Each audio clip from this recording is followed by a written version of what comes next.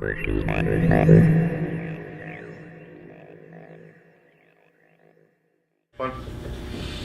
is where we started about how many years ago?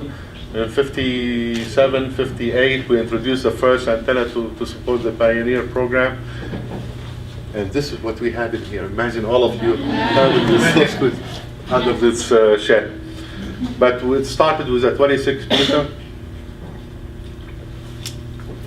Next chart. Then we thought, people need to work there. They need to have real facility to be housed in and to do some serious work. That's how over the 60s when we started to see some growth. And toward the end of the 60s, next chart, in 68 we began the work on putting the 64 meter antenna, which is now the 70 meter. We increased the radius a little bit by 3 meter, so the diameter increased to 70 meter over time. Later on, as we needed more energy, more signal to noise value to capture certain signals. So that evolved over time. It started in the late 60s, and about a few years ago, 3-4 years ago, we celebrated the 40th anniversary of that endeavor. It's our Eiffel Tower. It's a challenge. It's getting old, and we don't have the heart to replace it. So we are building new capabilities, because large infrastructure cannot support signal at high frequencies, because the surface smoothness does not allow for that. As you go up in the frequency, the wavelengths get smaller and smaller. So any perturbation in the surface, any misalignment, can cause a lot of severe loss to the performance of the antenna, and the efficiency of that antenna will go way down. So you don't get your value out of it. As we are moving toward Ka band, not necessarily out of the X band, in addition to the X band, because we have so much usage of the X band now. Going to the Ka band, we decided on going towards smaller antenna, but all of them arrayed together, so they are all acting. Instead of listening with one big ear, I'm listening in 5 smaller ears, but all of them called, the energy getting to each one is harvested together and aligned in time and in frequency, and the phasing that exists between the various signals is removed so that they all add coherently and meaningfully without destroying each other. We are doing that on the receive. We do a lot of that now, and we'll be doing it more in the future. This is where we are now. Big difference from where we were to where we are now, and where we are going to be in the future. Where the future will rely on arrays of smaller size antennas that are doing a lot more than just data communication. We do support a lot of science, a lot of radiometrics and other sciences depend on these on these antennas. We do radio astronomy, so the Gabbard program is supported through some of these assets.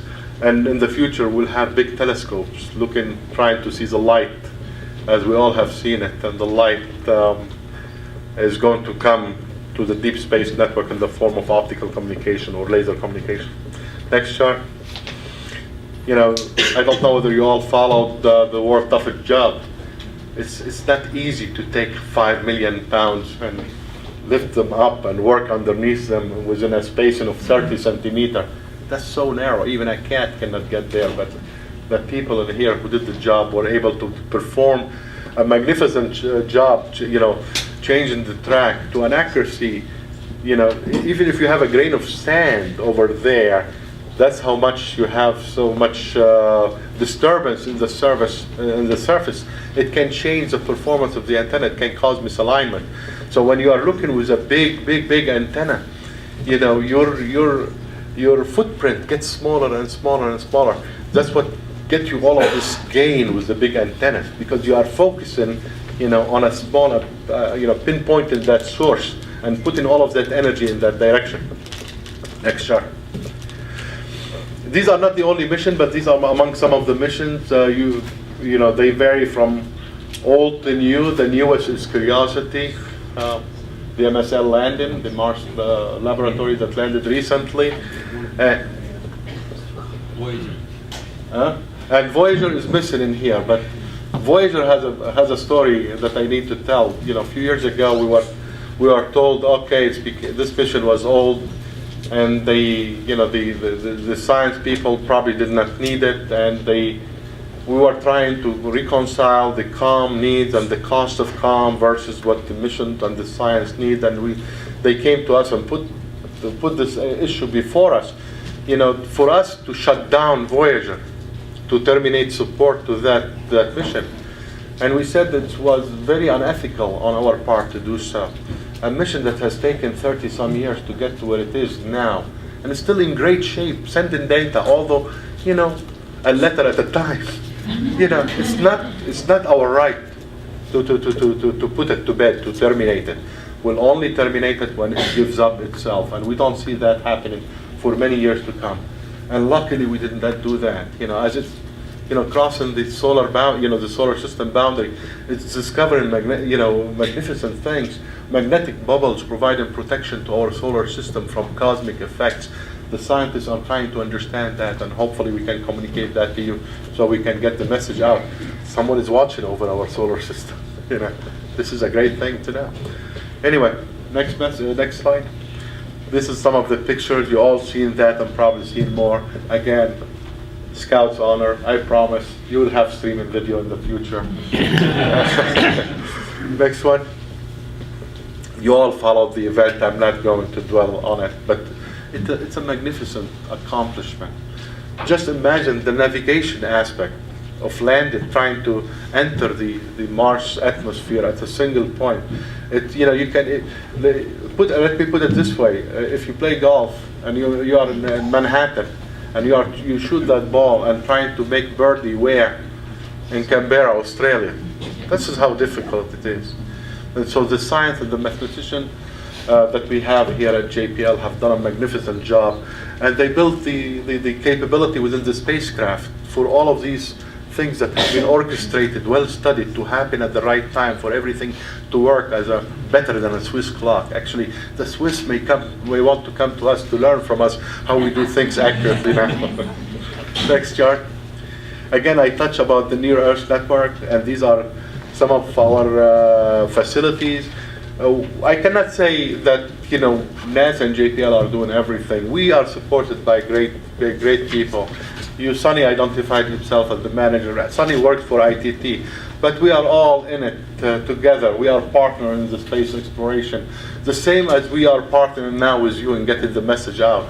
Exploration, as I said, is in our blood. And we all come together as a community of interest, not to celebrate accomplishment, but to plan for future accomplishment, future discoveries, and hopefully we will do a better job than we are doing today, and we keep on evolving to the point that everyone is sensitized to the value that we get out of space exploration.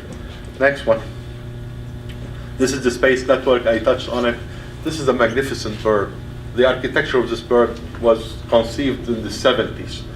It's still operating until today. We had 9 of them until recently.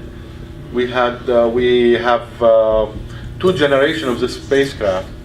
The first one was launched in the early 80s, and we had lost one of the spacecraft on board the Challenger, because the Challenger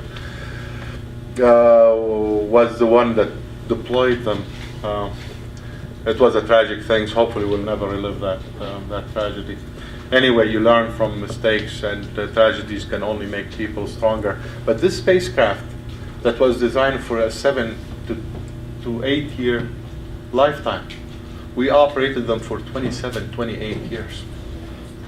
Just to tell you what NASA does, we really milk anything down to the last cent, We operate them and we try to compensate with capabilities on the ground, with people, with know-how, to keep on pushing the usage of any investment that we make in our capabilities.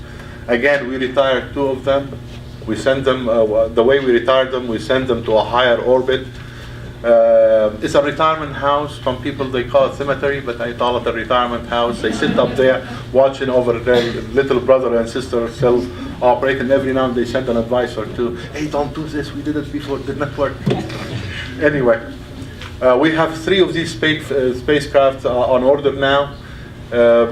In general, we cater to the entire US government needs, and we support other space agencies. Such an awesome capability that NASA has, and has demonstrated its effectiveness in providing near real-time support to all of our critical needs happening below GEA. The same way the Deep Space Network came to the rescue of so many spacecraft because of the high power we get out of these big antennas. We saved so many of these spacecraft. You know, you talk about when you save a spacecraft in trouble that has cost the taxpayer $1 billion. Oof, that's a virtual value added to the Deep Space Network. So we've saved many of these spacecraft in the past, and the Space Network does some of that and really maintain contact with most of our science mission and trying to see their state of health and communicate that with the mission centers to fix it. Next chart. This is the location, and these are our retired too. You know, it's tough on us. You know, we grew up with them. They become part of our life. And so when one of them retires, it's like you lost one of your children. That's how we view them. But luckily, we are going to we have 3 new children that will take their places. We need 7 operational spacecraft, and and we are going to deploy the 3 as more of these spacecraft retire. So we'll always have a constellation of 7 spacecraft up there, and we are working on the next generation data relay satellite. My objective is to reduce the cost by about a factor of 75%. If we are to have more capability, we need more capabilities. We need to leverage the new technology, new concept, and the technology has advanced a lot since the 70s. So this is some of the things that we are trying to do in order to, provide NASA its money's worth and really meet the aspiration of all of our scientists. Next chart. The focus is on deep space optical, but we are starting in near Earth. We have a demonstration on the LADI mission that's going to study the dust around the moon. So we are putting an optical payload to gain expertise and experience in operating optical communication. When you talk about something, much thinner than this spot from so far away, in order to communicate, you need to establish alignment between the antennas, the transmitting antenna and the receiving antenna. So you really if the beam is so narrow, trying to detect this beam first is a challenge, but trying to lock on that beam and maintaining that alignment is even more of a challenge. This is what we are trying to do. So hopefully we'll demonstrate it successfully in 2013.